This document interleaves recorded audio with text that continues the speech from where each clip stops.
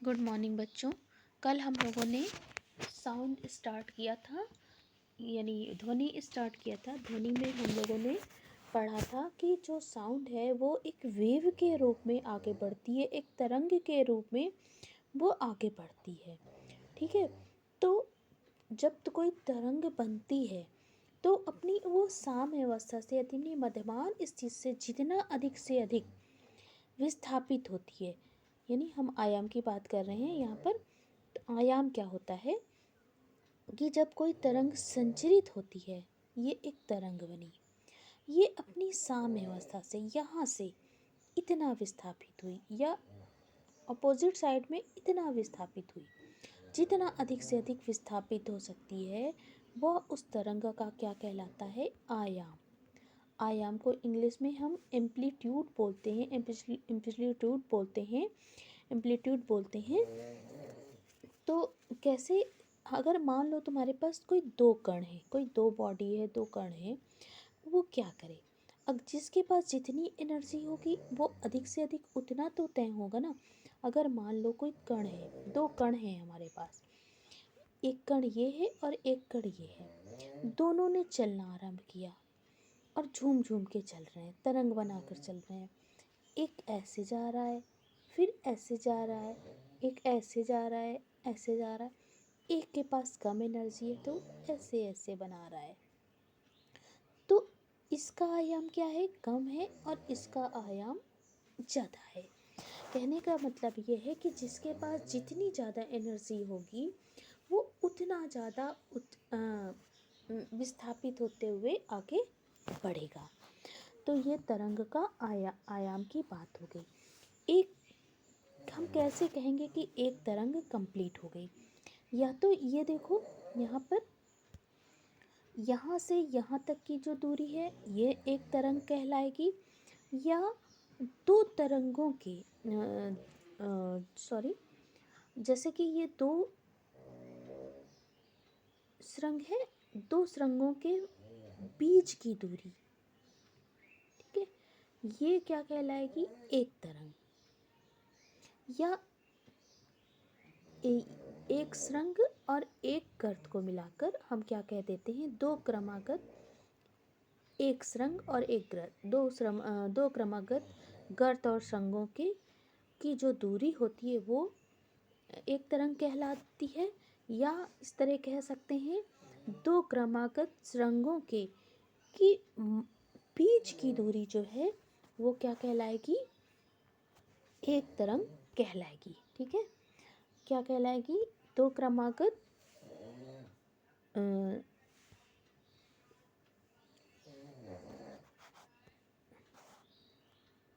दो क्रमागत सुरंगों के बीच की दूरी, या दो क्रमागत गर्तों के बीच की दूरी, या एक सुरंग और एक गर्त की, दो क्रमागत एक सुरंग और एक गर्त की बीच की दूरी क्या कहलाती है? एक तरंग कहलाती है। ठीक है, अभी इसकी बात आगे करेंगे।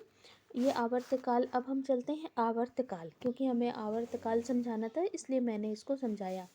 किसी माध्यम में तरंग संचरित होने पर माध्यम का कोई भी कण अपना एक कंपन पूरा करने में जितना समय लेते हैं उसे उस तरंग का आवर्त काल कहते हैं। अब हम कैसे कहेंगे कि हमारी एक तरंग कंप्लीट हो गई? ठीक है, तो अभी मैंने बताया तुम्हें कि एक तरंग क्या होती है? कोई भी दो क्रमागत सुरंग हो या कोई दो क्रमागत गर्त हो, उनके बीच की जो दूरी होती है वो क्या कहलाती है? एक तरंग। एक तरंग कहलाती है। या फिर हम ऐसे कह सकते हैं कि दो क्रमागत एक सुरंग और एक गर्त की जो दूरी होती है वो एक तरंग कहलाती है।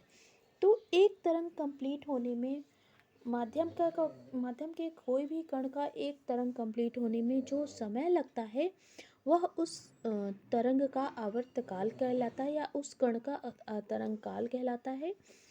और तरंग काल को हम टी से प्रदर्शित करते हैं, और आवर्तकाल की यूनिट, जैसे कि हम जानते हैं समय की यूनिट सेकंड होती है, उसी तरह तरंग आवर्तकाल की यूनिट को भी हम सेकंड से प्रदर्शित करते हैं। अब बात आई आवृत्ति की। आवृत्ति आवृत्ति आवृत्ति, हमने बहुत बार आवृत्ति की बात करी है। तो आवृत्ति क्या होता है? किसी माध्यम में तरंग संचरित होने पर माध्यम का कोई भी कण 1 सेकंड में जितने कंपन कर लेता है उसे उस संख्या को तरंग की आवृत्ति कहते हैं। जैसे कि क्या हुआ, माध्यम का कोई कण ऐसे ऐसे ऐसे ऐसे कंपन करने लगा, कंपन ऐसे ऐसे कर रहा है, तो हर बार उसके एक एक कंपन कंप्लीट हो गए। तो 1 सेकंड में हमने कंपन गिनना शुरू किया। कोई कण है, उसने ऐसे एक कंपन पूरा किया, फिर एक कंपन पूरा किया, फिर एक कंपन पूरा किया, ऐसे कंपन जब इसके पूरे होते जा रहे हैं तो हमने कहा 1 सेकंड में जो कंपन वो कंप्लीट कर लेता है, 1 सेकंड में वो जितने कंपन कंप्लीट कर लेता है उसे उस तरंग की आवृत्ति कहते हैं। क्या कहते हैं? आवृत्ति कहते हैं। ठीक है, माना कि एक कण है, वो कंपन किया, एक ऐसे गया, फिर ऐसे गया, फिर ऐसे आया, एक कंपन, फिर एक कंपन, ये एक कंपन, ऐसे इसके मान लो उस तरंग के, उस कण के 4 कंपन 1 सेकंड में कंप्लीट हो गए। 1 सेकंड में उसने 4 कंपन कर लिया, तो हम कहेंगे तरंग की आवृत्ति की या उस कण की आवृत्ति क्या है? 4 है। ठीक है, 4 हर्ट्ज है, क्योंकि आवृत्ति की यूनिट हर्ट्ज होती है। तो कहने का मतलब, सिर्फ समझाने के लिए मैंने बताया कि किसी माध्यम में कंपन करता हुआ कण 1 सेकंड में जितने कंपन कंप्लीट कर लेता है, पूरा कर लेता है, उसे उस संख्या को उस तरंग की आवृत्ति कहते हैं। और आवृत्ति को हम n से प्रदर्शित करते हैं। इसका मात्रक होता है पर सेकंड अथवा हर्ट्ज होता है। इसका मात्रक पर सेकंड भी होता है, या सेकंड इन्वर्स भी बोलते हैं। सेकंड के ऊपर -1 की पावर लगाते हैं, इसको बोलते हैं सेकंड इन्वर्स बोलते हैं। यह हर्ट्ज, इसकी यूनिट हर्ट्ज होती है। ठीक है, तो अब इसका मैथमेटिकल एक्सप्रेशन देख लेते हैं। टी सेकंड में माध्यम का मतलब अब हमने बताया ना कि कोई भी कण के एक कंपन पूरा होने में जो समय लगता है वह उसका आवर्तकाल कहलाता है, और उसे टी से प्रदर्शित करते हैं। ठीक है, तो इसका मतलब कि टी सेकंड में वो एक कंपन पूरा करेगी। टी सेकंड में, अभी मैंने आवर्तकाल की डिफिनीशन में बताया था ना कि एक कंपन पूरा होने में जो समय लगता है वो क्या कहलाता है? आवर्तकाल। और आवर्तकाल को हम टी से दिखाते हैं। तो इसको मैथमेटिकल इम्प्रेशन हम देख लेते हैं, एक्सप्रेशन, मैथमेटिकल एक्सप्रेशन। तो यहाँ पर हमने कहा कि टी सेकंड में वो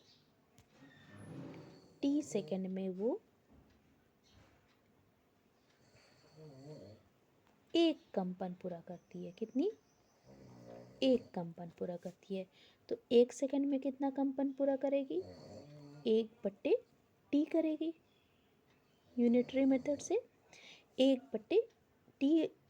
और हमने कहा कि अभी हमने ये बात करी थी कि 1 सेकंड में जो कंपनों की संख्या होती है वो क्या कहलाती है? आवृत्ति कहलाती है। और आवृत्ति को हम क्या कहते हैं? आवृत्ति को हम n से प्रदर्शित करते हैं। इसलिए 1 सेकंड में जो कंपनों की संख्या आई है, 1 सेकंड में कंपनों की संख्या क्या आई है? कि संख्या आई है 1/t। और यही 1/t क्या कहलाएगा? आवृत्ति कहलाएगा। क्या कहलाएगा? आवृत्ति कहलाएगा।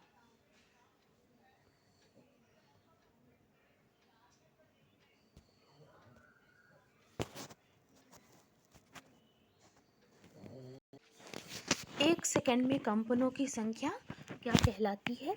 आवृत्ति। और 1 सेकंड में कंपनों की संख्या निकली है 1/t, तो n बराबर हो गया 1/t। तो आवृत्ति बराबर हमारा क्या निकल के आया फार्मूला? आवृत्ति बराबर 1/आवर्तकाल। 1/आवर्तकाल। इसी को हम शॉर्ट में दिखाते हैं।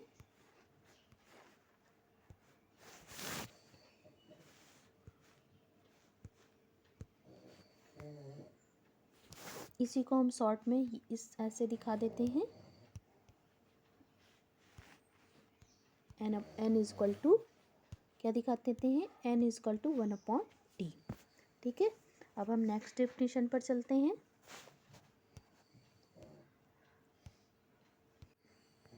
नेक्स्ट डेफिनेशन हमारी है, क्या है, कला।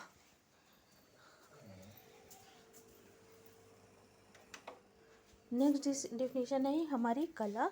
कंपन करते हुए किसी कण की किसी क्षण कला उस क्षण की स्थिति कंपन करते हुए किसी कण की कला उस क्षण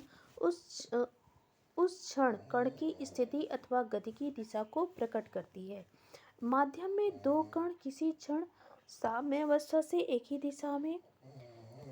एक ही दिशा में समान दूरियों पर हो अथवा एक ही दिशा में गतिशील हो तो क्या कहलाते हैं, समान कला में कहलाते हैं।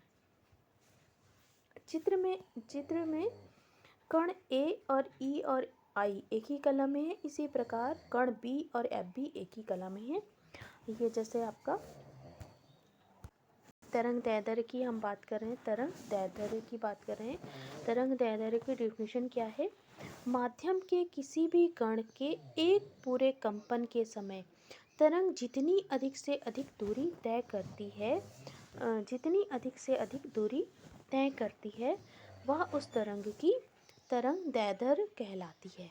ठीक है, तो अनुप्रस्थ तरंग में क्या होता है, दो समीपवर्ती सुरंगों अथवा गर्तों के बीच की दूरी तरंग दैर्ध्य कहलाती है। तरंग दैर्ध्य में किन्हीं दो समीपवर्ती अधिकतम संपीड़न अथवा अधिकतम विरलन वाले कणों के बीच की दूरी को तरंग दैर्ध्य कहते हैं। यहाँ पर हम समझ लेते हैं तरंग दैर्ध्य क्या होता है, कि जैसे कि यहाँ पर तुम्हारा क्या बन रहा है, यहाँ पर तुम्हारा ये दो सुरंग बन रहा है, ये दो सुरंग है। हमने कहा था कि ना जो उठा वाला पोर्शन ऊपर की तरफ होता है वो क्या कहलाता है, ये तुम्हारा कहलाता है सुरंग कहलाता है। तो दो क्रमागत सुरंगों के बीच की दूरी को हम क्या कह देंगे, एक तरंग कह देंगे। ये इसको हमने अभी पहले भी बताया था कि दो क्रमागत सुरंगों के बीच की जो दूरी होती है वो क्या कहलाती है, तरंग दैर्ध्य कहलाती है। तरंग दैर्ध्य कहलाती है।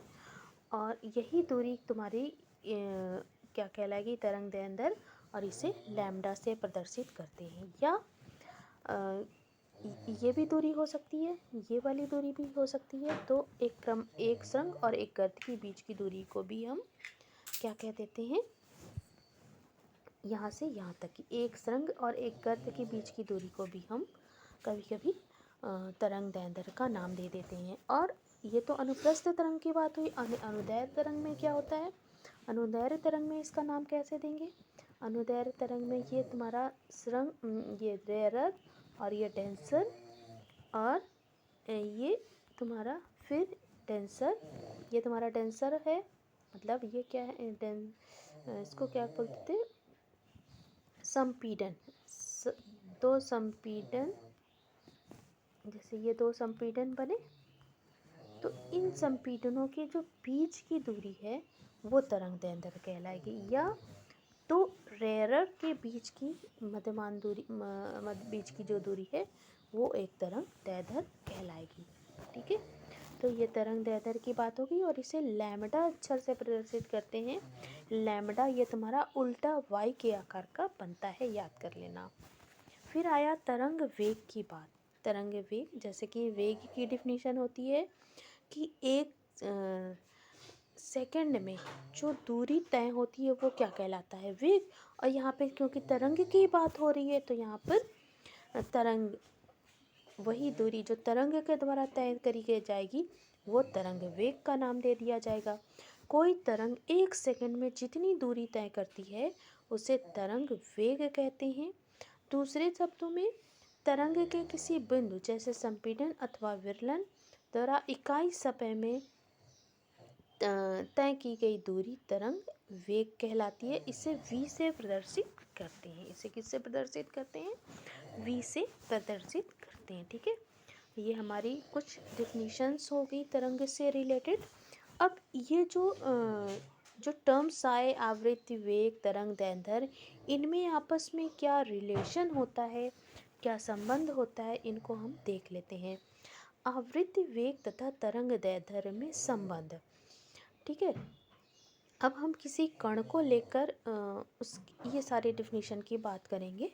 माना कि कोई कंपन करती हुई किसी वस्तु का आवर्तकाल t है, आवृत्ति n है और वस्तु द्वारा उत्पन्न तरंग t सेकंड में लैम्डा दूरी तय कर लेती है। ठीक है, और जहाँ पर तुम सब चीज़ों का नाम जानती ही हो कि लैम्डा को तरंग दैर्ध्य कहते हैं, टी को आवर्तकाल कहते हैं, आवृत्ति को n कहते हैं।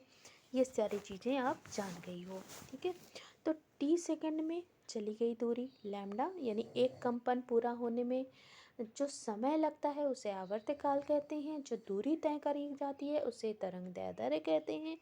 यानी टी सेकंड में जो दूरी तय करी गई उसे हम क्या कहेंगे? तरंग दैर्ध्य, यानी लैम्डा। तो टी सेकंड में अब टी सेकंड में क्या दूरी तय करी गई? लैम्डा अपॉन टी सेकंड में लैम्डा दूरी तय करी गई, तो एक सेकंड में क्या दूरी तय हो गई? Lambda upon T. तो एक सेकंड में तय करी हुई दूरी क्या कहलाती थी? एक सेकंड में तय करी हुई दूरी क्या कहलाती थी? v, यानी वेग कहलाती थी। तो v इज इक्वल टू क्या निकल के आया? Lambda upon T, lambda upon T. ठीक है, इसको हम लिखकर समझा देते हैं तुम लोगों को।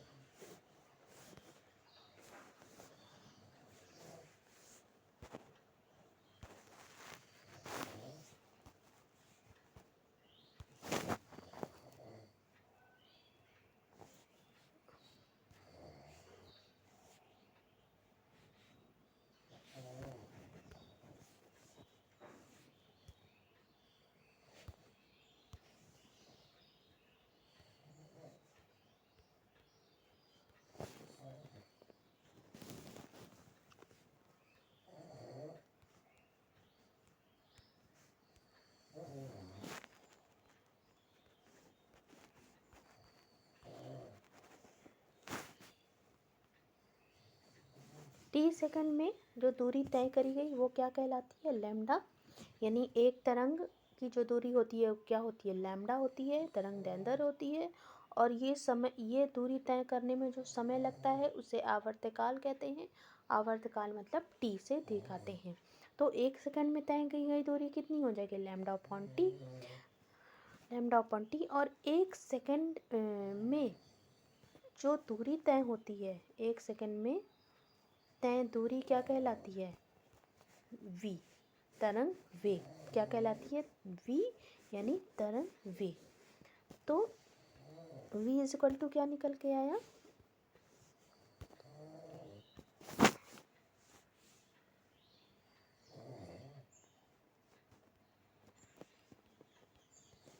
तय दूरी लैम्डा। तो एक सेकंड में कितनी दूरी वो तय करेगी? Lambda upon T. ठीक है, एक सेकंड में तय दूरी को हम क्या होती है? v, यानी ये क्या कहलाती है? तरंग वेग। तो v इज इक्वल टू क्या निकल के आया? Lambda upon T. क्या निकल के आया? Lambda upon T, lambda upon T निकल कर आया। v इज इक्वल टू निकल के आया